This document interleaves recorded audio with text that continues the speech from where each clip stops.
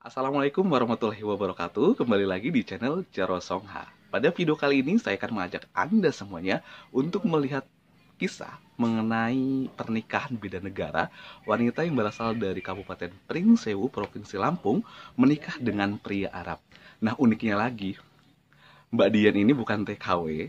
Dia adalah wanita rumahan, tapi kodarullah jodohnya dari Arab Saudi asli, ya, bukan keturunan. Bagaimanakah kisahnya? Mari simak dalam video saya. Nah, kalau dari Mbak Dian sendiri nih, apa yang Mbak rasakan gitu kan ya di pernikahan beda negara ini? Budaya-budaya, kebiasaan-kebiasaan, tradisi yang berbeda.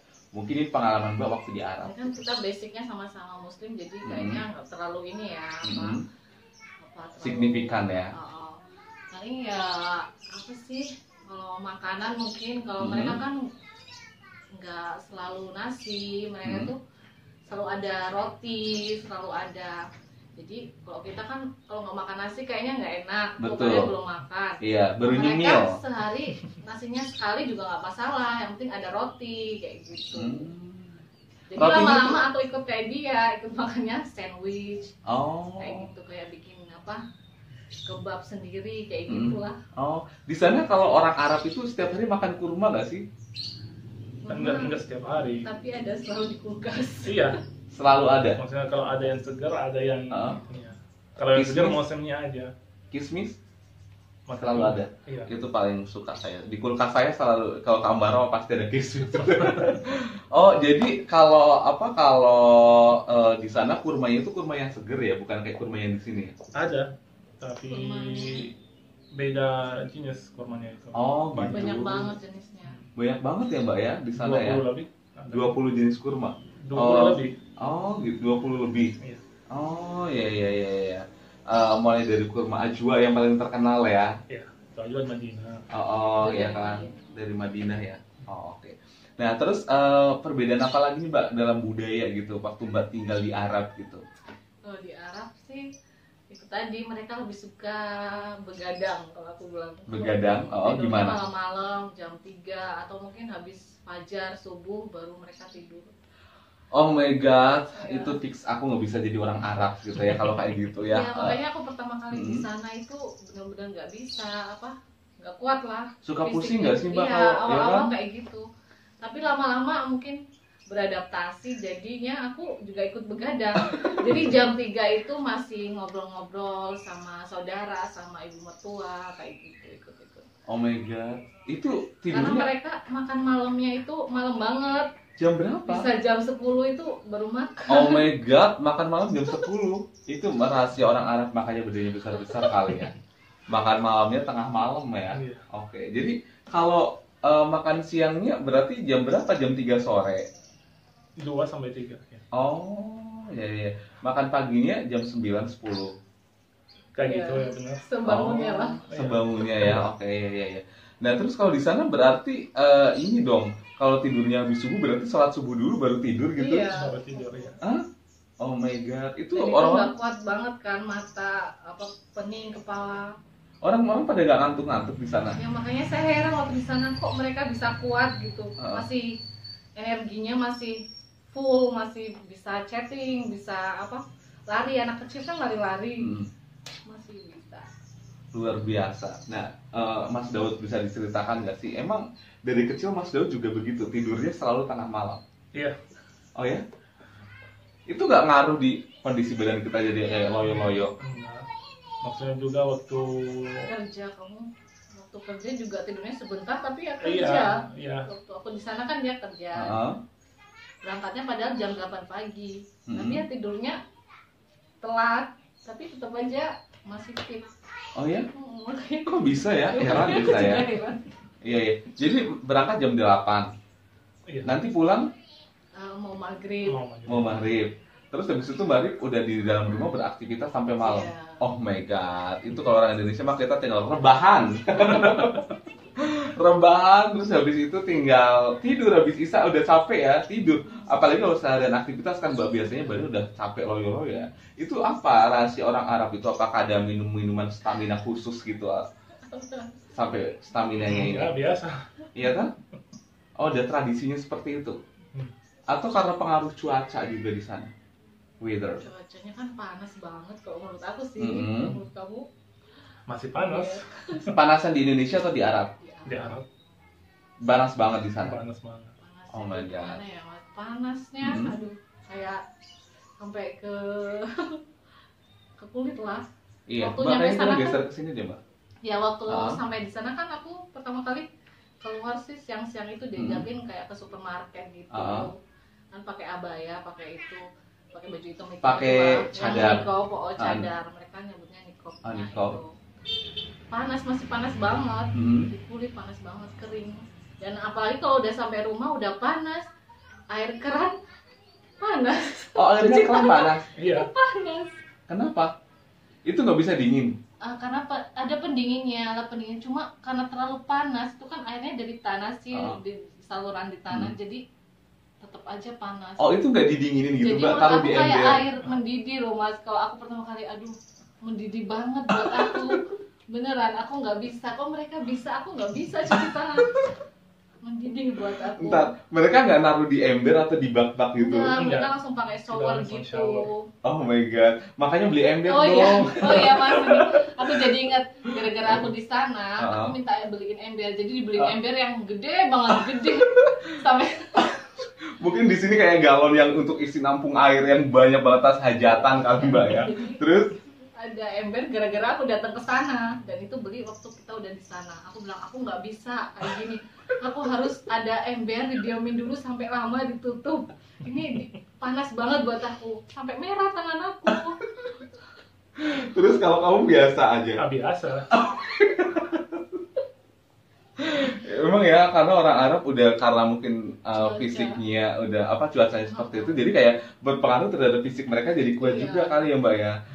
Punya kita di tempat kita kalau udah dingin aja dikit aja udah pinginnya ngerungkel di kasur pakai selimut.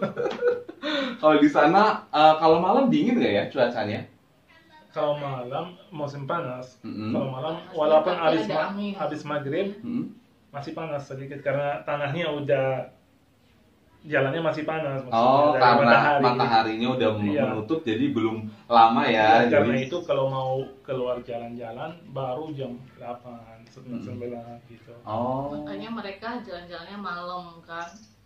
Jalan-jalan, kalau di kita jalan-jalan sore kali ya, Mbak ya. Kan sore ya, abis asar jalan-jalan sore kan. Kalau di sana malam. Bisa.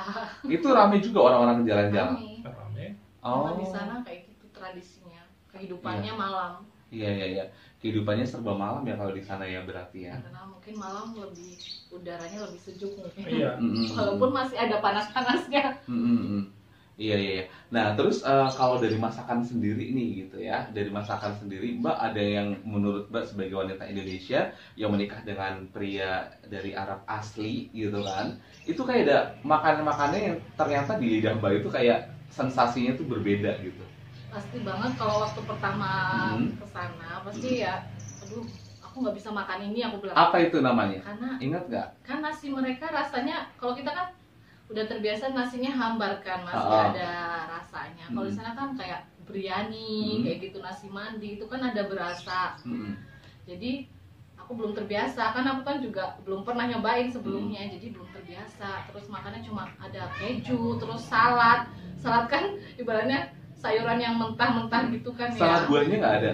Itu salad sayur, jadi salad sayuran yang mentah dikasih jaitun, buah jaitun, dikasih minyak jaitun. Aku apa rasanya waktu itu ya? Itu sayur apa aja, Mbak? Kangkung? Enggak ada apa sih? Itu Sayur yang salad ada daun-daunnya itu beda. Beda. Daunnya nggak ada di sini, Mas. Apa daun seledrinya juga beda rasanya. Aku kan jadi aku bener-bener. Terus jadi makanya habis itu aku minta disediain magicom. Terus kita cari di supermarket buat produk-produk Asia. Terus kita ketemu deh beras yang mirip sama beras Indonesia. Jadi aku masak setiap hari sendiri. Beras Vietnam atau Thailand gitu ya? Itu berasnya Mesir. Oh, Mesir. Ada yang sama, mirip juga. Oh, mirip ya rasanya. Iya. Jadi awalnya nggak terbiasa, tapi yang lama-lama malah setiap hari aku minta nasi ini biryani, jadi Oh, ya? ikut ke sana. Oh, awalnya aja ya. Awalnya Jadi aja. majikumnya udah Magicumnya disimpan lagi. Oh, mungkin kata Mas Daud tunggu aja gitu kan ya, nggak tahu ya. Beneran ya setelah akhirnya suka jadi akhirnya ketagihan sama nasi biryani gitu. Oke, jadi ternyata apa ya, banyak perbedaan-perbedaan ya, tapi perbedaannya mungkin nggak terlalu mencolok banget ya. Oke, nah terus kalau aku lihat di matanya Mas Daud itu coklat banget kayaknya ya. Coklat, ya. Emang orang Arab rata-rata matanya coklat atau di keluarganya biasa. Kalau ke keluarga saya semua sama. coklat? Iya. Di orang-orang di luar juga sama? Ada yang coklat, ada yang hitam. Oh, ada yang hitam juga? Tapi ada paman saya Hmm. agak hijau sedikit. Oh, agak hijau sedikit. Iya. Oh. Jadi warnanya enggak warna muda, warna gitu. Oh. Enggak gelap. Iya, oke. Nah, terus ini Mbak Dian, selama tinggal di sana gitu kan ya, apa sih yang Mbak paling sukai gitu? Yang Apa? ketika Mbak datang ke sana, terus mungkin dari makanan, dari budaya kayak Kalau apa ini? makanan Oh. ya Mm-mm. lama-lama terbiasa jadi enak Mm-mm. ya, apalagi biryani terus ada daging sapinya Oh. kayak gitu. Itu nambah enak banget ya, udah kayak berasa makan rendang. Makanya sampai gemuk kan, pulang-pulang gemuk banget. Jadi Bu, waktu dari sana naik berapa kilo Mbak?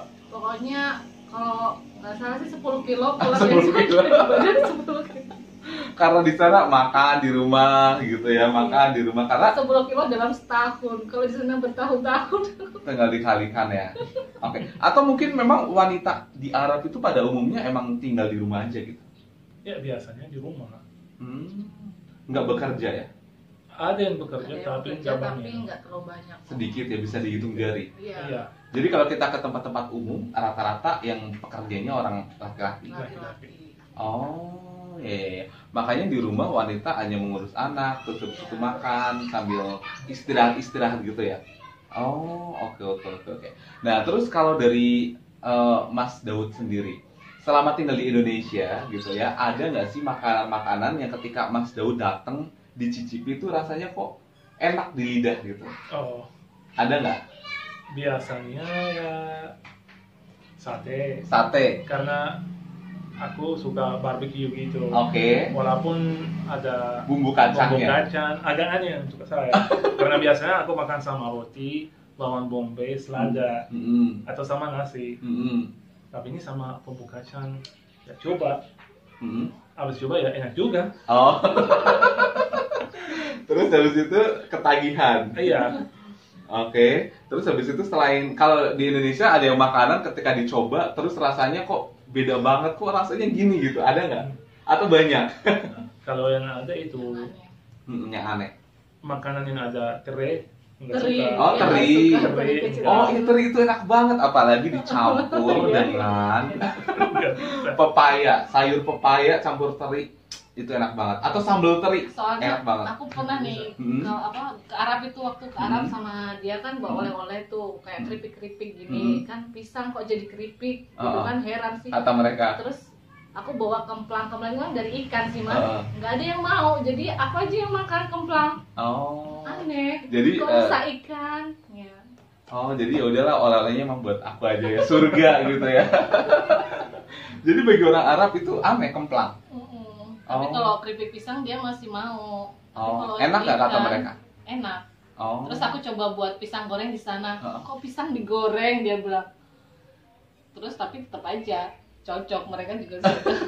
Emang di Arab nggak biasa pisang goreng? Enggak. Pisangnya dimakan aja. Bisa dimakan atau di jus.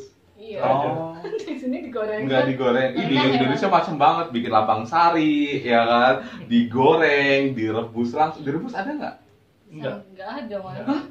Jadi nggak ada. Cuma langsung aja. Oh my god, berarti kalau misalkan pingin tahu olahan pisang paling banyak, Indonesia surganya. Dibikin apa aja ada di Indonesia. Olahan dari pisang ya kan, dari yang mentah, bahkan dari jantungnya, dari yang masih muda itu kan itu dimakan. Sampai yang udah bosok, udah apa ya, udah tua banget itu masih tetap bisa dibikin itu apa, godok-godok itu campur terigu terus digoreng, itu masih tetap enak. Di sini. Oke, jadi bagi orang Arab itu agak aneh gitu ya. Iya. Oke. Oke deh guys, sepertinya obrolan kita sudah cukup panjang dikali lebar dan saatnya kita untuk pamit undur diri dari ruang dengar Anda. dari Mbak Dian dan juga Mas Daud, ada pesan yang ingin disampaikan nggak untuk warga negara Indonesia yang ingin menikah dengan warga negara Arab gitu? Untuk maksudnya pesan untuk yang mau nikah sama khusus Arab. Kalau Arab kan banyak, kalau ini suami kan Arab Saudi. Kalau Arab Saudi itu lumayan complicated prosesnya, panjang banget, harus sabar. Ya, yang jelas harus sabar banget nunggunya. Karena kan itu tadi harus 30 tahun. Minimal usianya harus 30 tahun. Kalau mau nikah dengan wanita asing, kan saya dianggapnya wanita asing. Kemudian ikuti prosesnya, karena nanti mau nikah sama Arab itu kamu harus medical check up juga. Saya harus dicek kesehatannya, nggak boleh ada penyakit kayak gitu. Kemudian itu ditunjuk harus di rumah sakit yang direkomendasikan sama kedubes Arabnya. Jadi nggak boleh asal-asalan rumah sakit. Yang penting ikut prosedurnya aja. Setelah dokumen lengkap, baru harus deh ke KUA. Oh ya, jangan lupa emang itu yang paling penting SKCK. Kita juga harus SKCK. Ternyata SKCK itu juga buat mau nikah sama WNA. SKCK itu penting. Dari Mas Daud nih, apa nih pesan Mas Daud untuk orang-orang Arab yang menikah dengan orang Indonesia?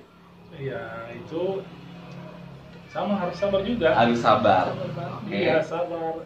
Dan kalau cepat